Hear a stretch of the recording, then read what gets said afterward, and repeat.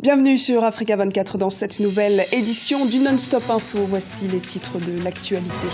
En Centrafrique, la situation sécuritaire a contraint les autorités du pays à reporter les élections générales. Le nouveau calendrier proposé par l'autorité nationale des élections prévoit ainsi la tenue des scrutins présidentiels et législatifs couplés en juin 2015 pour le premier tour et en juillet 2015 pour le second.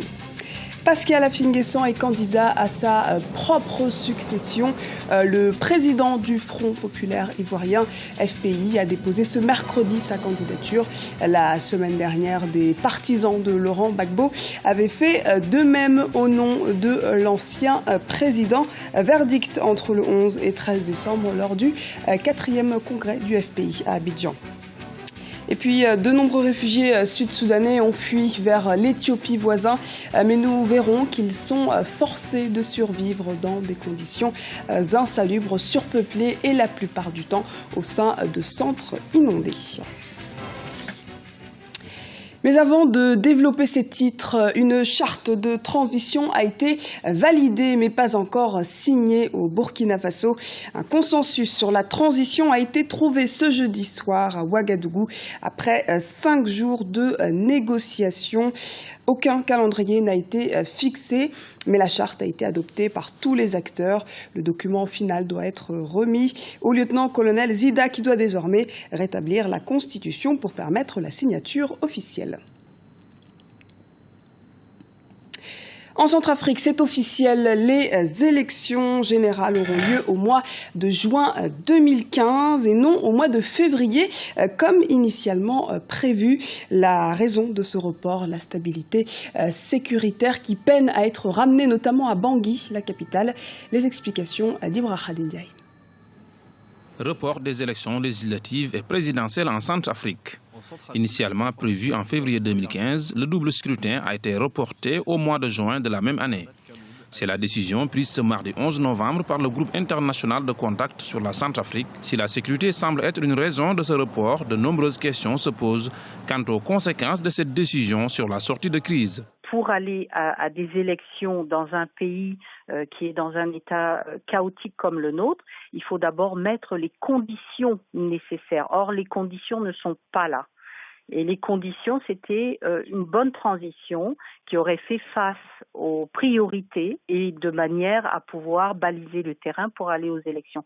Ça n'a pas été le cas, mais j'avais déjà prévenu. Il faudra faire le travail nécessaire. Autrement, nous allons tourner en rond et nous n'allons pas pouvoir briser le cercle vicieux. C'est-à-dire que nous n'aurons pas enrayé les conditions de l'émergence de nouvelles rébellions. Il y a l'émergence de nouveaux groupes, des groupes armés. Aujourd'hui, ils sont innombrables. Le climat sécuritaire demeure extrêmement fragile à ce jour en Centrafrique. Pour l'ancien maire de Bangui, Olivier Gaburo, les conditions pour l'organisation d'élections ne sont pas encore réunies. Le report est justifié dans l'immédiat, mais il faut qu'on s'assure que d'ici là, les conditions des élections seront remplies. Dans l'immédiat, la situation sécuritaire est très difficile, mais si les élections ont été reportées à juin, je suppose que d'ici là, toutes les conditions seront remplies. Se pose également le problème des populations déplacées, mais également la question logistique concernant l'organisation des élections qui reste encore aujourd'hui sans réponse. En cas de second tour pour la présidentielle, la date a été fixée en juillet 2015. En Côte d'Ivoire, Pascal Affi-N'Guessan souhaite rester président du Front populaire ivoirien, le FPI. Il est donc candidat à sa propre succession.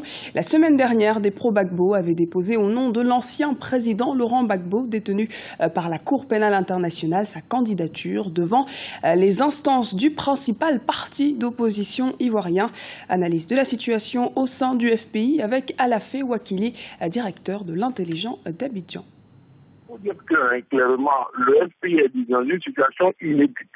Le FPI est dans une situation inédite qui est liée certainement à la crise post-électorale et à ses conséquences. Mais en même temps, c'est une situation qui est identique à celle de plusieurs partis africains ou même au monde et même aux principaux partis politiques ivoiriens. C'est celle qui consiste à savoir l'avenir, le destin des pères fondateurs et des présidents fondateurs. En Côte d'Ivoire, après Houphouët-Boigny, il y a eu une cassure, une rupture dans le PDCI. Il y a eu cette guerre des héritiers qui a conduit au coup d'État et qui a emporté des dieux et dont le Gbagbo même a profité puisqu'il dit qu'il est arrivé au pouvoir grâce à la guerre des héritiers d'Houphouët. Au Nigeria, la baisse des cours du pétrole induit une dévaluation de la monnaie locale, le Naira, une contre-performance économique qui intervient au moment où le pays se prépare à la tenue de l'élection présidentielle. Les précisions de Guevanido.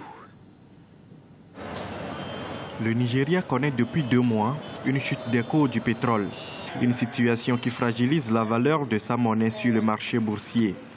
En effet, le pétrole brut représente 95% du taux de change et cette baisse met à mal la première économie d'Afrique. Conséquence, le dollar et les autres devises sont privilégiés par les investisseurs étrangers. Le dollar se renforce parce que le prix du pétrole est en baisse et elle est notre principale source de revenus. Le pétrole a chuté de près de 30%. Et donc, bien évidemment, lorsque nous gagnons moins, nous avons moins d'argent. Et tout ce que nous avons à dépenser, ce sont les dollars que nous avons gagnés. Ces 2 derniers mois, les désinvestissements des traders étrangers se sont établis à 482,1 milliards de naira. Autant de retombées négatives qui n'améliorent pas non plus la santé des finances publiques. Si le gouvernement déclare que la situation n'est pas encore dramatique, des observateurs avisés font remarquer que les fonds alloués au projet ne sont plus accordés aussi facilement qu'avant la chute du prix du pétrole. On n'a pas cessé de le dire. Ngozi Okonjo-Iweala a déclaré que le prix du pétrole pourrait se ressaisir. Le dire est une chose, mais arriver à le faire en est une autre. Les problèmes financiers inhérents à la baisse des cours du pétrole au Nigeria interviennent souvent à l'approche des élections. En février 2015, le pays élira un nouveau président. Au cas où les cours du pétrole demeureraient volatiles, le gouvernement sera contraint de réduire ses dépenses. Une difficile équation qui relance la question soutenue par certains spécialistes sur la nécessité de diversifier l'économie nationale. Les Sud-Soudanais qui ont fui la guerre sont exposés aux caprices de la nature et aux angoisses d'une condition de vie intenable. Réfugiés en Éthiopie, ils vivent un véritable calvaire. Certains centres d'accueil aménagés pour eux sont débordés par la masse de personnes qui traversent la frontière tous les jours. Leur problème, c'est aussi ces pluies qui inondent de temps en temps les camps. Les précisions de Sally Ganem. Les inondations qui ont ravagé l'Éthiopie depuis fin octobre 2014 ont aggravé la situation des réfugiés du Soudan du Sud. La région de Gambela a accueilli des milliers de réfugiés fuyant les conflits du Soudan du Sud. Les réfugiés ont dû être déplacés pour trouver un abri dans les hauteurs de la ville. Craignant la propagation de maladies d'origine hydrique, le service d'aide humanitaire de la Commission européenne a décidé de collaborer avec le Programme alimentaire mondial pour apporter une assistance aux personnes vivant dans les camps. Nous dénombrons à peu près 47 000 personnes dans le camp de Lakeshore. Ils sont presque tous répartis dans différents domaines. Ainsi, nous pouvons parler des réfugiés déplacés. Nous parlons également d'une crise dans la crise et il est évident que ce n'est pas l'idéal pour accueillir des réfugiés. Nous recherchons activement des solutions à ce problème, mais il y a très peu d'autres sites dans la région de Gambela où ces personnes pourraient être accueillies.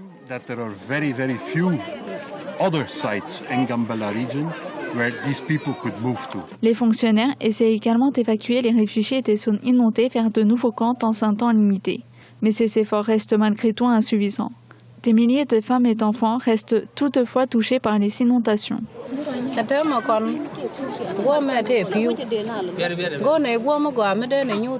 La plupart du temps, nous recherchons un meilleur endroit où rester. Même si nous arrivons à avoir de la nourriture, la vie ici est insupportable. Il y a des problèmes d'inondation, par exemple. Nous avons besoin d'un meilleur endroit où rester et nous avons besoin d'aide. Nous ne pouvons toujours pas retourner au Soudan du Sud car les combats s'y poursuivent.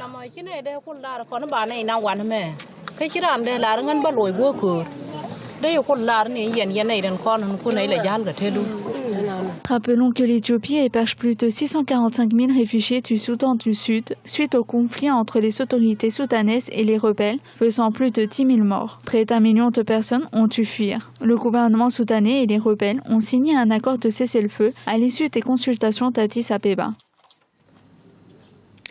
L'artisanat comme vecteur de développement, c'est le credo qu'a choisi Fabien. Ce jeune artisan camerounais a fait de la fabrication de sandales sa spécialité qui plus est renforcée car elles sont fabriquées à partir de pneus de récupération. Une idée originale qui a su séduire une clientèle variée. Reportage de Narcisse Ndoumbe, notre correspondant au Cameroun. Fabriquer des sandales avec des pneus de récupération, tel est le quotidien de Fabien, jeune artisan installé dans la ville de Bala au Cameroun, à une cinquantaine de kilomètres de Yaoundé, la capitale.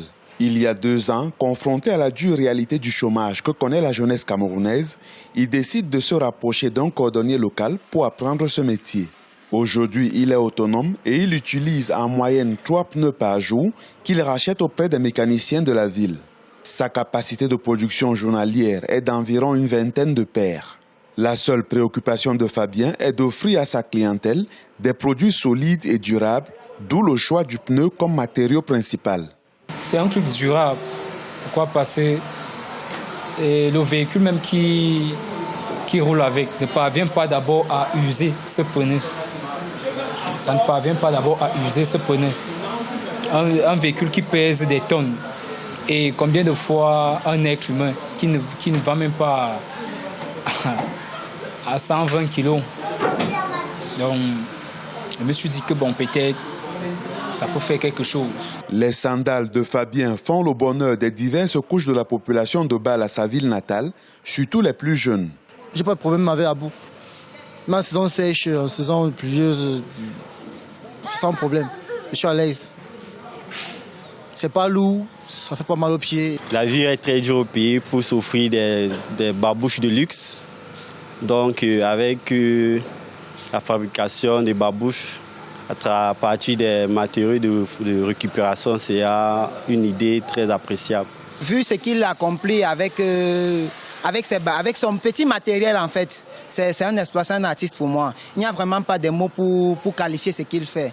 Les prix des produits de Fabien varient entre 1500 et 2500 francs CFA en fonction de la pointure du client et de la disponibilité des pneus. Dans les prochaines années, ce jeune artisan aimerait être présent sur le marché national et international. Pour cela, il rêve de bénéficier d'un appui financier afin d'accroître sa capacité de production en créant une véritable usine. Ce journal a été réalisé par l'ensemble de la rédaction. Merci pour votre fidélité. Retrouvez dans un instant une nouvelle édition du Non-Stop Info sur Africa 24.